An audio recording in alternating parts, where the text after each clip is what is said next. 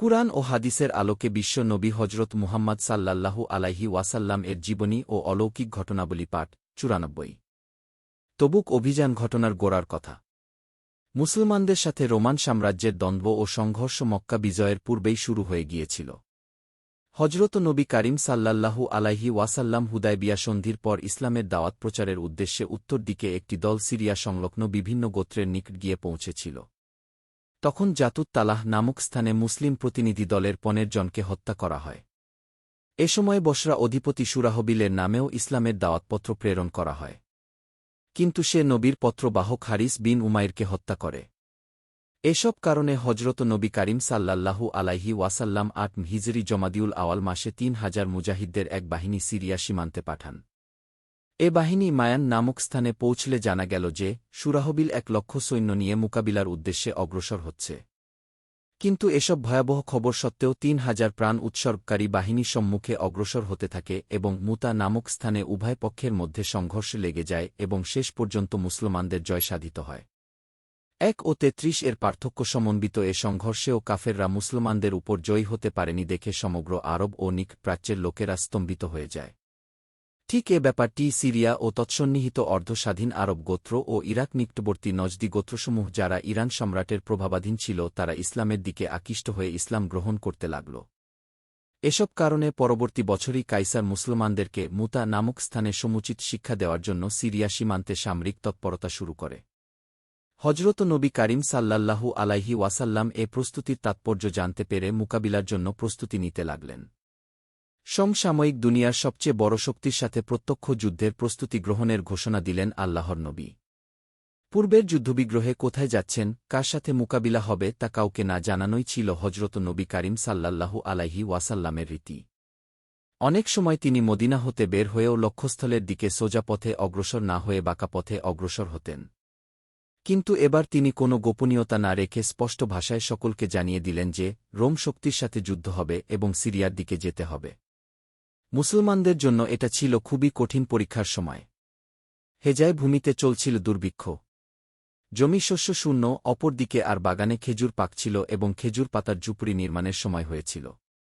একে তো গ্রীষ্মকাল, তাতে পথ অতি দীর্ঘ ও বন্দুর, শত শত মাইলের পথ, হাওয়া এবং উত্তপ্ত মরুভূমির বালুকার উপর দিয়ে যেতে হবে। কিন্তু ইসলামের জন্য উৎসর্গকারী মুসলমানদের মধ্যে কোনো দুর্বলতা নেই। হজরতের আদেশ শোনামাত্র তারা যুদ্ধে যাবার জন্য প্রস্তুত হতে লাগলেন। হজরত সাল্লাল্লাহু আলাইহি ওয়াসাল্লাম ও এবার বিরাটভাবে আয়োজন করতে লাগলেন। মক্কা বিজয়ের পর আরবের বহু গোত্র তার বশ্যতা স্বীকার করেছিল। হজরত সকলকেই সৈন্য দিয়ে সাহায্য করার জন্য আহ্বান জানালেন। দলে দলে লোক এসে সৈন্য শ্রেণীতে ভর্তি হতে লাগলেন। প্রায় ৪০,০০০ সৈন্য সংগৃহীত হল। এত বড় বিরাট বাহিনীকে রক্ষা ও চালনার জন্য বহু অর্থের প্রয়োজন। কিন্তু সে অর্থ কোথায়? হজরত সাল্লাল্লাহু আলাইহি ওয়াসাল্লাম অর্থের জন্যও সাহাবীদের নিকট আহ্বান পাঠালেন। এ আহ্বানও বিফল হতো না। আল্লাহর নামে, ইসলামের নামে সকলেই অকাতরে অর্থ সাহায্য করতে লাগলেন। সে এক অপরূপ দৃশ্য। কে কত দান করতে পারে তার প্রতিযোগিতা চলতে লাগল। হজরত ওসমান ও হজরত আব্দুর রহমান বিন আউফ রাদিয়াল্লাহু আনহু বিপুল পরিমাণ অর্থ দান করলেন। হজরত ওমর নিজের সামগ্রী উপার্জনের অর্ধেক এনে পেশ করলেন। হজরত আবু বকর নিজের সমস্ত সম্পদ উৎসর্গ করলেন। দরিদ্র সাহাবীরা মেহনত মজুরি করে যা কিছু পেয়েছিলেন তা সবই এনে দিতেন। মহিলারা নিজেদের অলঙ্কার খুলে দিতেন। প্রাণ উৎসর্গকারী স্বেচ্ছাসেবীদের বাহিনী চতুর্দিক হতে জমায়েত হতে লাগল। তারা দাবি করল, অস্ত্র ও সরঞ্জামের ব্যবস্থা হলে আমরা আমাদের প্রাণ কোরবান করতে প্রস্তুত। যারা যানবাহন পায়নি তারা কান্নাকাটি করতে লাগলেন এবং এমনভাবে নিজেদের প্রাণের কাতরতা প্রকাশ করতে লাগলেন যা দেখে হজরত রাসূল সাল্লাল্লাহু আলাইহি ওয়াসাল্লাম এর প্রাণে ব্যথা অনুভূত হতো। বস্তুত ঈমান ও মুনাফিকি পার্থক্য সূচিত হওয়ার জন্য এ সময়টি একটি নির্ভুল মানদণ্ড হয়ে দাঁড়াল।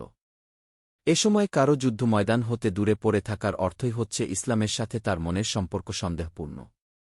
এ কারণে তাবুকের দিকে যাবার সময় যে ব্যক্তি পিছনে পড়ে যেত সাহাবায়ে কেরাম তার সম্পর্কে হজরত রাসূল সাল্লাল্লাহু আলাইহি ওয়াসাল্লামকে জানিয়ে দিতেন এবং হুজুর সাল্লাল্লাহু আলাইহি ওয়াসাল্লাম সাথে সাথেই জবাবে বলতেন, উচ্চারণ দাওহু ফাইন ইয়াফিহি খাইরুন ফাসায়ালহিকুহুল্লাহু বিকুম ওয়া ইন ইয়াকু গায়রা জালিকা ফাকবাদ আরাহুকুমুল্লাহু মিনহু। অর্থ ছাড়, তার মধ্যে কোনো কল্যাণ থাকলে আল্লাহ পাক অবশ্যই তাকে তোমাদের সাথে একত্রিত করবেন। আর তা না হলে শকর করো যে আল্লাহ পাক তাকে তোমাদের হতে বিচ্ছিন্ন করে দিয়েছেন ও তার মিথ্যা সাহচর্যের বন্ধন হতে তোমাদের মুক্তি দিয়েছেন।